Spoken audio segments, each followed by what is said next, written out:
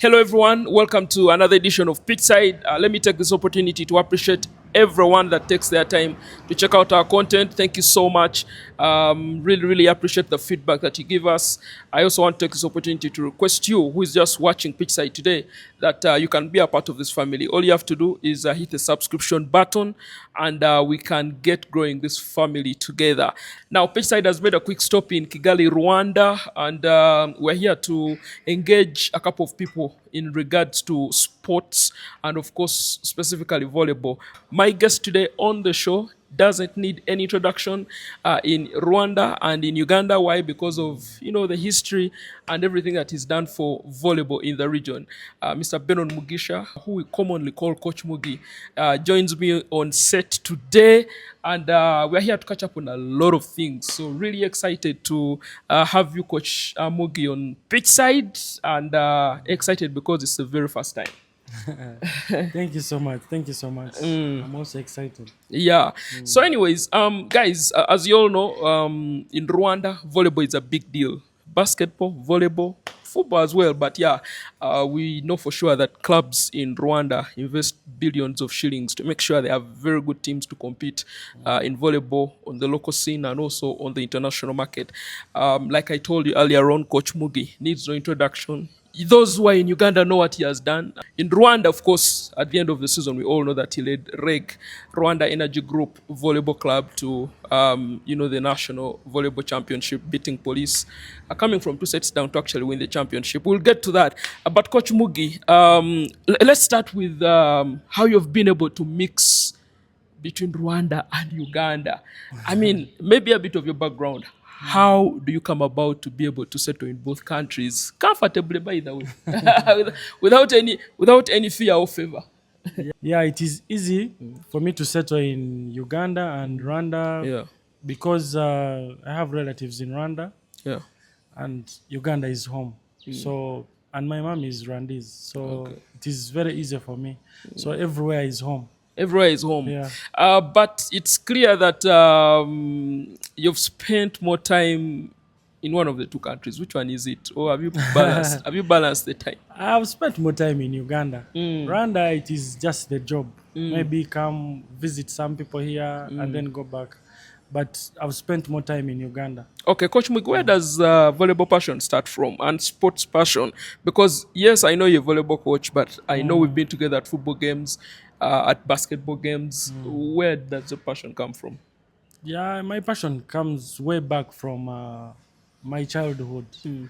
I used to play football. In fact, most of my friends know that they used to think that I'm a football coach. Oh, instead of being a volleyball Yeah, coach. so they were surprised that I'm a volleyball coach. But way back, I used to play volleyball, long tennis, badminton, basketball. I tried rugby a little bit, but because of the aggressiveness, I couldn't handle. But all ball games, most of them I played them. Yeah, so the passion already comes from way back. For when you're going to school. I can tell you for sure that the people that play sport, especially in our setups, and then go on to either coach or invest in sport or something like that, don't usually play for a very long time. At Yeah. least those that are our age right about now. Where do you get the passion to say you need to start coaching in volleyball? How does it come up, and where did it start from? When I was in Sportes, I spent 2 years training without playing. Yeah. Yeah. So I joined Sportes in 2006. Then I started playing in 2008. So when I played in 2009, we won the league when I was playing also. So I didn't get that feel of playing. Yeah. So I was like, what I wanted, I got it. Winning the league. Yeah, winning the league. So what basically can I offer in the game? Yeah. So I thought about coaching because at that time when I was playing, there were so many good players. Yeah. So I couldn't have too much playing time. So I was most times on the bench. So and those days it was rare for teams to have a real coach. Okay. So meaning me who was on the bench as a setter, usually setters are the coaches on court. Yeah. So even the substitute setter who's on the bench usually becomes a coach. Yes. So it tries to solve the problems which are going on. So it became easily for me to stop playing seriously and then I start coaching. But surprisingly, I started coaching the ladies team, not the men. Not the men. Yeah. Because the ladies team didn't have a coach and they were not performing. So I started coaching the ladies team slowly by slowly. Then after the men trusted me, you know, men also trusting you is not easy. Yeah, it takes a bit of time. So then the men also started trusting me. Then I started committing also to the men. But that's how it started. Okay. From when you started coaching up to now, your journey has been filled with a lot of triumphs, I should say. Winning at Sport Ace, you know, in Rwanda, when you, of course, this championship is not the first, the one you just won recently. I think in 2019, 2018, you still won it. Tell me about your journey in coaching. Do you think, apart from the winning, just how impactful has it been on the players that you've coached and the impact it has had from your eyes? Yeah, I think I'm so happy with the impact. You know, going to a place like Yumbe Yes. and then someone calls your name, Yeah. said, "You coached me at this level." I was, so you feel happy, you yourself. There is a player, I think now she's still at Sportes. I think she's called Patricia. Yeah. She came when she didn't know anything. No one even wanted to play with her on the team.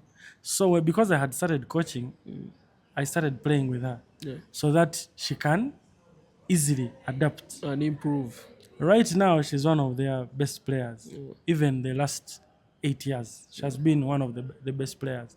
So when you see something come up like that, you feel happy. Yeah. You don't need so much that the money and what, but you feel humbled for having lifted someone like that and then impacted her to get a scholarship and what.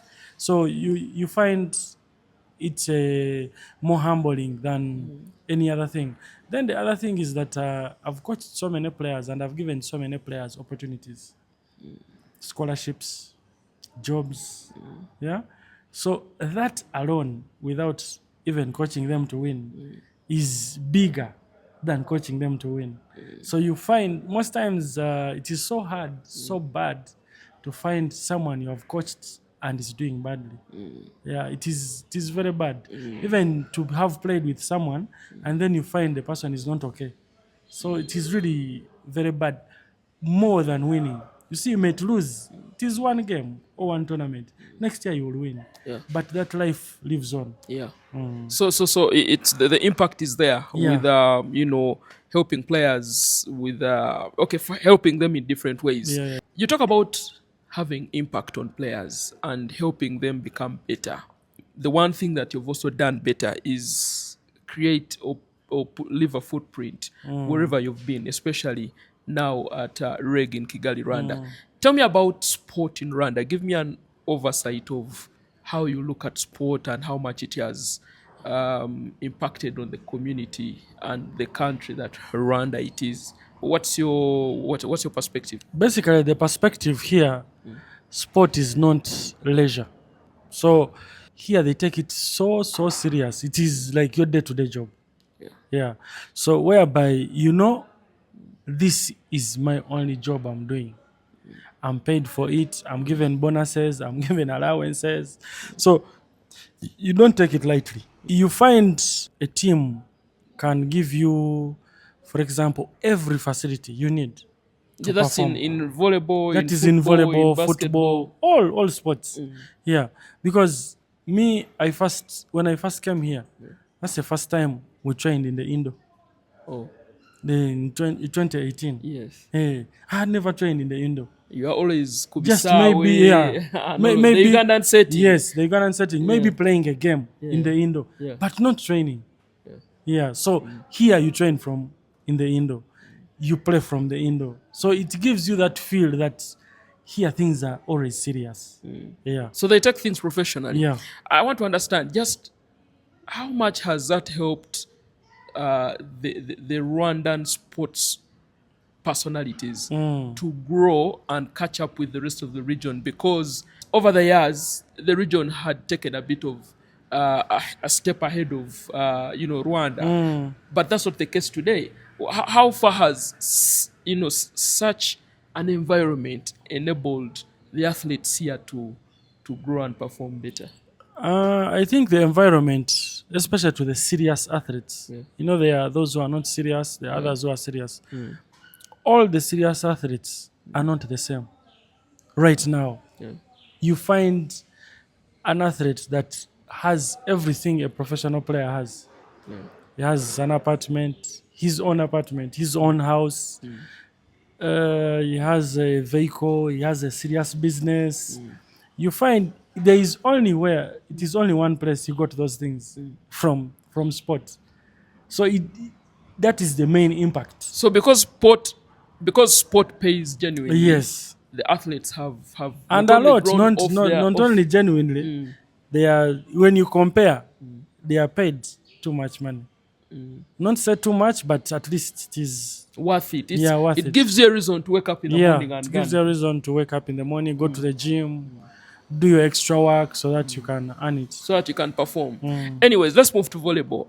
I don't want to compare the two countries because it's pretty obvious Rwanda has set the pace in terms of investing in volleyball and all. But let's start from there. What's the driving factor for a country like Rwanda and a league that they have and the amount of money that they've invested in? What is the driving factor? You as a coach who is part of this league. I think the driving factor is the motivation. Yeah, the motivation of everyone who's working in volleyball. So you find here, even if it is an easy tournament, everyone wants to win it. Why? He knows if he wins it, he's going to get something. If he plays well, he's going to get an accolade. If something that motivates you all the time. So people are always motivated here, and here winning is so important. You might miss training, but you have to appear and win. Especially for the big clubs. Yes, you have to appear and win, and everyone wants to win. So the competition is high, meaning the more everyone is motivated to win or hungry to win, it makes the competition so high. Yeah, so making it a little bit hard to stay even on top. You can stay on top 1-2 years, another one comes on, like that. You can never have a team that can perform at the same level for 4 years or 5 years. It is not easy. There's always people who come in, another one comes in, like that, something like that. Okay, let's talk about your experience in the Rwanda Volleyball League, because you coming from 2 sets down to defeat police and win the Rwanda Volleyball League title is something that got everyone excited. But take me through it. How was the season? How did you come at a point where you had to die a little, you and your players, to make sure that you deliver the Holy Grail? The season was not easy. You see, we started from GMT. We won the GMT. I had just reached here 3 weeks. Then we won GMT. After winning GMT, I sat and said, these guys, we can beat everyone. If guys are working out the way we the are Genocide out. Memorial Tournament. Yes, is what he's talking about. Yes. That's how much I know Rwanda. So, yeah. So after winning that, I sat down. But now the problem after that tournament, the whole first team, apart from Thorn and the Ribeiro, went to other teams. Yes. Yeah. But already coming in, I already had an idea of the players I need to fight with others. Yes. So as I came in, already I had given names to the bosses that I need this one, I need this one, I need this one. And everyone I needed was delivered. So there was no excuse. Yeah, there was no excuse. Yes. So, of course, when you're starting having the whole team, the first 6, and then you have only one player who was in the team, it is hard for you to start winning there and then. To jail. Yes, the chemistry becomes a problem. So first round, they beat us. I think we had 3 losses in the first round, then 1 loss in the second round. So after the first round, we start as a team. everyone was not happy. Even the players were not happy about how they are playing. Yeah. So we had a rest for, I think it was 2 weeks, 3 weeks. Yes. So they said, you know what, we go and rest, think about, we are not unfit, we are fit, but we have to think about how to win. When we came back for second round, we gave ourselves the target of not having any loss For the entire second of the round. entire second round. Yeah. But the problem was, Yes. the first game Yeah. we lost to Kepler 3-2. Yes. We went back to hotel. When we went back to hotel, no one wanted to talk to the other. Yeah. And the next day we had another game. So we met and then we talked. So them, okay, still our target is still there. Okay, at least we got a point from the game. So usually most times it is not good to talk about bad things Yeah. all the time. Yeah. Already everyone has seen the bad So things. basically positivity. Yeah, you need to be positive. Yeah. Things are, it is a league game. You've lost. So you need to see something positive through that game so that you can go forward. So from that game, we didn't lose any game. Up to the end of the regular season. Up to the end of the regular season. The next losses we got were in the finals, Yeah. the first 2 games. Yes. Yeah, we played Kepler in semi-finals. Everyone, even here, the radio stations were saying, Reg is going to go off. So when we committed on training, in between that time, sometimes we were training 3 times a day. 3 times. We wake up at 6, at 5:30 because the morning running was starting at 6 exactly. Yeah. So we run in the hill for 1 hour, then we go to the gym. Yeah. Then after, we go to the court. So even players themselves felt they are fit. Yeah. You see, being confident about your fitness helps you so much in winning. So after getting that confidence, we started beating everyone. Kepler comes in playoffs, semi-finals, very fast. You know it is best of 5. Yeah. We beat it 3-0. 3 games. 3 Swept games, it. Yeah. Without, everyone was surprised. So the other problem, maybe they started thinking that maybe we are using witchcraft. That is one thing that is always talked about in sport. When you're winning, you're prepared, you're ready mentally, But, and then someone says, bakuza dogo. But the problem is, when you're losing, they don't say that you're using witchcraft. they need to target every time. To winning. Yeah, to winning and also losing. If it is consistent, then it is okay. Yes. Yeah, so after we went for the finals, where even Champions League, we did not know that we were going to participate. Yes. It came final notice that we are going to participate, but already the guys were ready. So we go for Champions League. We say, okay, let us first get out of group stages. Yeah. We go out of group stages. Knockout stage. We go for quarterfinals. So when themselves start believing, it is easier For you, the me. coach, to execute. So if one player says it, then I also echo. And then it flows, and then you win the it championship. Becomes easy. So Champions League, we lost against Police in semi-finals. Then we played Petrojet in third place. Then we won. We were number 3. We beat Petrojet from Egypt 3-1 in third place. Then after winning the third place now, I told the players to go and relax for 2 days. But the teams we are going to play in finals, remember we have lost 2 games for finals. The team stayed in the camp. And you gave the players a day. I told them, you go and relax the head. So the players needed something fresh. Something different. Yeah, something different. They go out to their families, they talk to their families. Even those people they are talking to, they want them to win the league. So they motivate them. Yes. Yeah. So sometimes there are things you cannot say as a coach to each player. But there are other fans they have who are going to push them more. So I give benefit of doubt to those fans, the families. Yes. Yeah. So when they came back after, was it 2-3 days? They were re-energized. The training was so exciting. I told them, but if you're training like this, then I don't need to coach. I just need to watch you guys training. They're like, why coach? I'm saying now you're training very well. The Meaning, energy, the yeah, attitude, everything attitude, the was up there. morale, everything was there. When we went to play, things became easy. We first lost 2 sets. That was meanwhile the third game. We lost 2 sets. After losing the 2 sets, I told guys, don't be on pressure. Just relax and enjoy the game. Everything is possible. Just relax and enjoy. When they started enjoying, everything became very easy. And that's how you won the championship. Yeah, that's how we won the championship. We went from third game, we won the third game, fourth game, fifth game. And that was done and dusted. Yeah. And Coach Mugi, congratulations, sir, once again. Thank you so I had not much. put it out there. Let's talk about the level of competitiveness, especially on the African continent. Where we come from in Uganda, we know that our clubs have struggled to go on the continent and make a statement. It's not the case with Rwandan teams.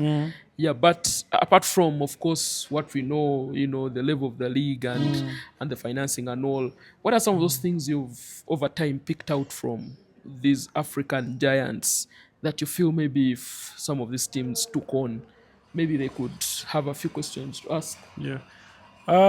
First, it is the facility. Yeah. Yeah. For you to be on the continent, you need to have a facility. You're not going to play outdoor. Yeah. Yeah. 7 Sometimes PM. when you go to serve, Yeah. the ball continues because of the wind when you're outdoor. But in the indoor, where you want to serve is where the ball goes. Yeah. Yeah. So even the reception, you try to receive, the wind takes away the ball. Even the set, someone pushes the ball goes away. Meaning you are playing in default. You're like, okay, let me jump and see where the ball is. You're not saying the ball is going to be here. And all that matters. All that matters. Then we take it as leisure in Uganda. It is so much of leisure. You come and play, nothing. You're not giving him transport. You're not giving him. no motivation. There's no motivation. So meaning someone has to first hustle. After the hustle, then he comes back Like at to your, 7 yeah, p.m. to your business. So there's no way you're going to compete with someone. I told you sometimes we are training 3 times. Yeah, I did. Now, there's no way you're going to compete with someone who's training 3 times a day, eating well, having enough rest, with someone who's training once. And in that once, he trains like for 1 hour. There's no way you're going to compete. There's a big difference. Yeah. Then also, our mode of training, Oh. it is also important. The mode of training, what are you training on? I've been to so many teams in Uganda training, but most of us, we train attack, Okay. only to attack. Yeah. Yeah, volleyball is not all about only attack. There are other things, the block, the reception, the service, those other things. Now, those other small details are the details these guys take. Rwanda, Egypt, Tunisia. And emphasize. Yeah, and emphasize. But for us, we emphasize on attack. Even if they call someone who has not played volleyball for a whole year, he can easily attack the ball. But he cannot do the other things. So it is the small details that matter. So, of course, if the welfare and the facilitation is taken care of, and then people take it serious, people are paid, it is easy to, because Uganda has talent. Yeah. Yeah, it has talent compared. You see, most players who go out, they perform. Ugandan players, they perform. Yeah, not that they are performing because they are learning volleyball from there. No, they are getting what they missed. Now the performance goes higher, because if you are doing it without being prepared, now you are being prepared, meaning you'll perform better. I also want to ask you a very, very important question. Sport today has evolved, and there's a lot of science involved in players performing and everything. From a perspective as a coach, just how much science do you incorporate in your coaching? Conditioning, dieting, nutrition, and what are some of those things you've done different with your players? And maybe someone out there could learn one or two things. Basically, there are things which are consistent. Body conditioning, that is the physique and what. Then techniques on court. Then also the diet, the nutrition part. Then also the rest. Now, that last bit is what most people don't give enough time. Yeah, you find you go into the gym, 2 hours. You have court training 2 hours, but you sleep 4 hours.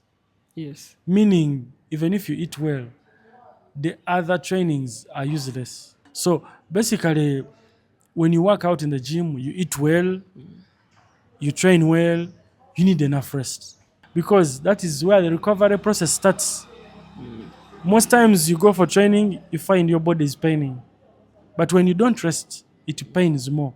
Yeah. Yeah, so that recovery process that needs resting, icing, going. Most times you have seen guys going to the ice, the whole body. Yeah. That's that is the recovery process and the resting process. That Yeah. is incorporated.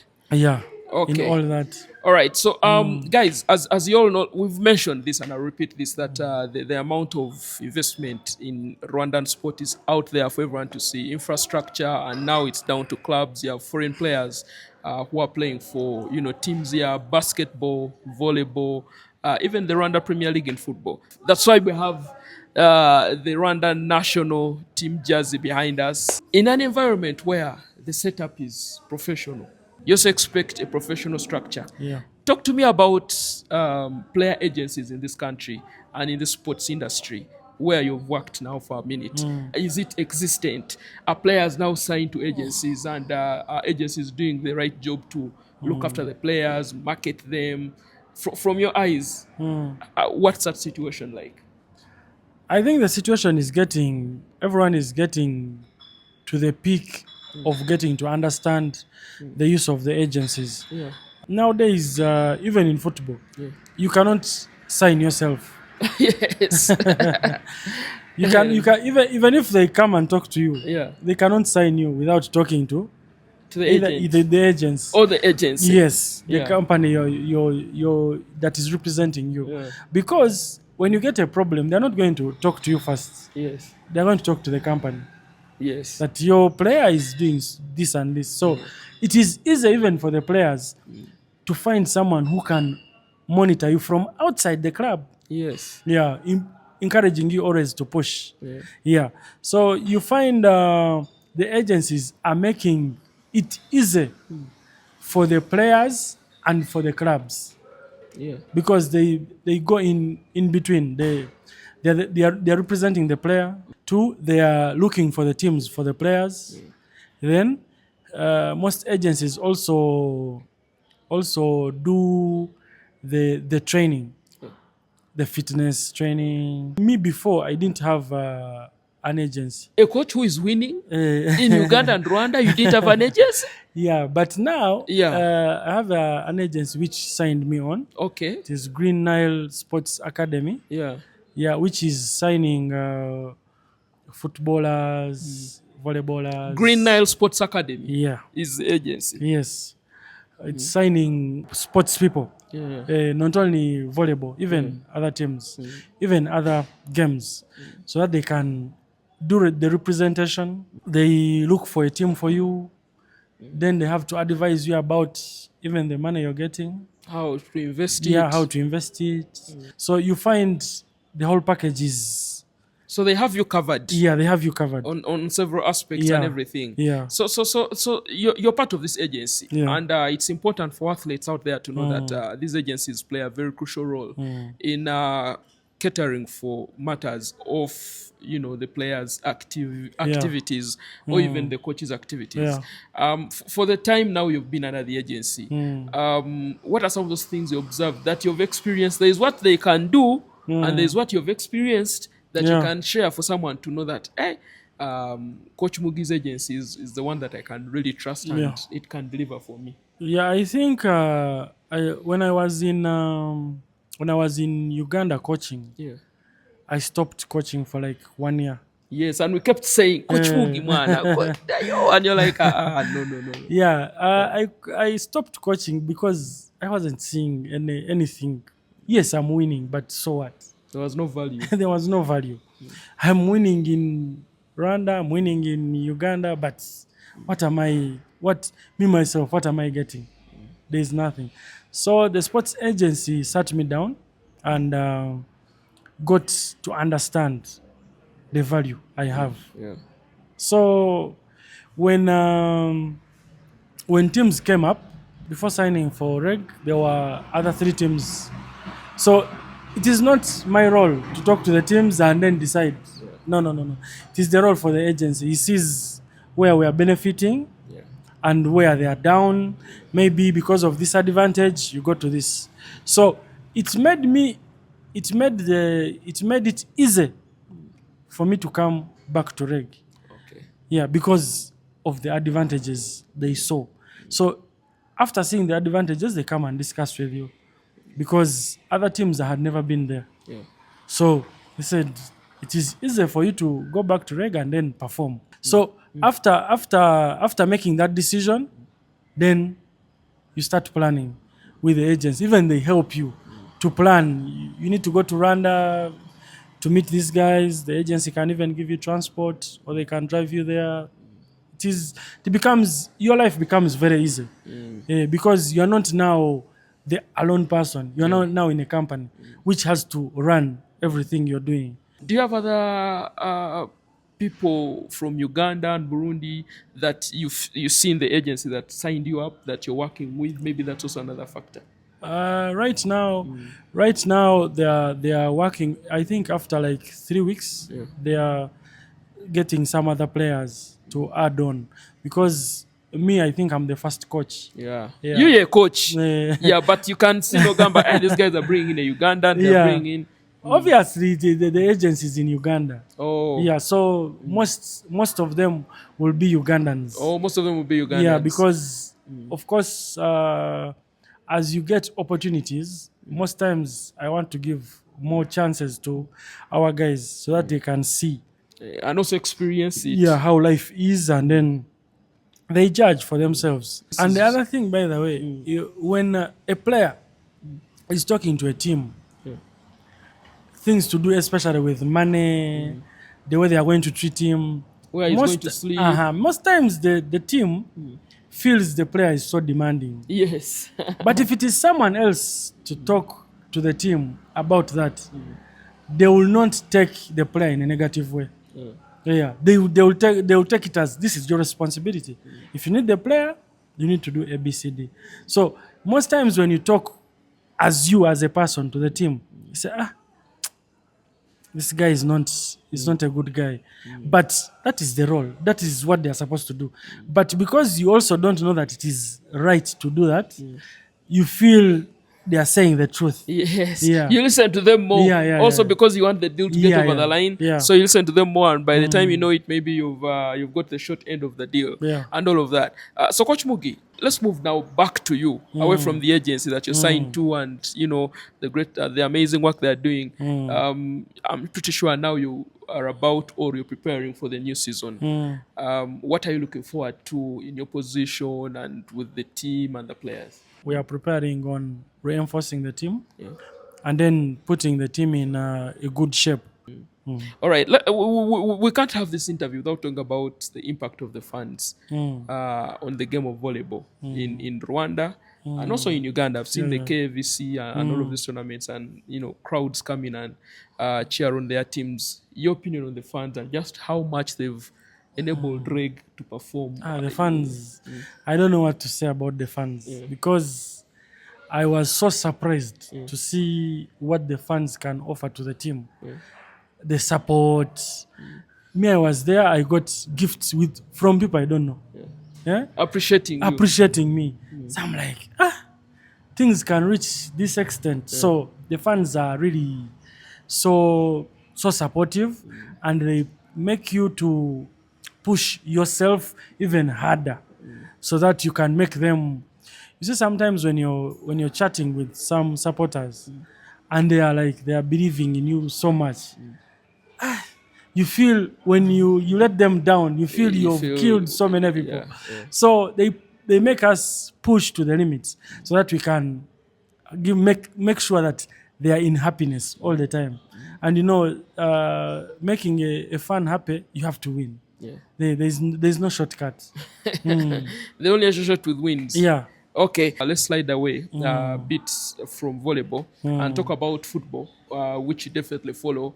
We all know that the next AFCON is going to be co-hosted by Kenya, Tanzania, and Uganda. As an East African, just how excited are you for a tournament like that coming? The excitement is too much because I've never watched any game in AFCON. In AFCON, yeah. Now, if it is Uganda, if it is in Kenya, it is easier for me to go and watch, and it will be my first time. So that is how excited I am, and I believe even any other supporter or any other football lover, he needs to have football the highest on the highest level, just next to the door. Yeah, without spending too much money. Yeah. And for Amavubi, they're going to play in the AFCON qualifiers. They won the FIFA series here in Rwanda not too long ago with a very, very exciting team. They've brought in a new head coach and all of that. Just how exciting is Rwandan football today now, from your eyes? It is exciting, especially when the national team starts winning. Yeah, it becomes so exciting because people here love the national team too much. Yes, they love APR, they love Rayon Sport, even other teams. But when the national team is playing, it is like a public holiday because they even close the roads. We have nowhere to pass. So the love is too much. So I believe when the national team starts winning, it is easy for anything to go on. The sponsors, everything becomes so easy. They just have to keep winning. Yeah. Okay, Coach Mugi, we've had a very exciting chat on volleyball. I like that you're dynamic, man. We've not only done volleyball, you've given me a perspective on a number of things, especially in the Rwandan sports sector, which I really wanted to know, and I'm sure everyone that is going to watch this interview is also going to be excited about it. So maybe any last words to the Reg family, to your fans, and what they should expect coming up. Yeah, thank you so much, and it is an opportunity to be on pitch side. Yes, sir. I call upon the fans to support, to always believe in us, to always push us. It is easier for us to be motivated by the people who are supporting us than putting us down. It is hard to be motivated in that way. So let us keep positive, and a lot of positives will be coming up. All right, guys. Yeah, it's been a pleasure. Like always, please subscribe. Please shout outs to my Rwandan fans who always watch the content and give me feedback. Big up on yourselves. Keep subscribing, and let's grow this Pitchside family together. Cheers.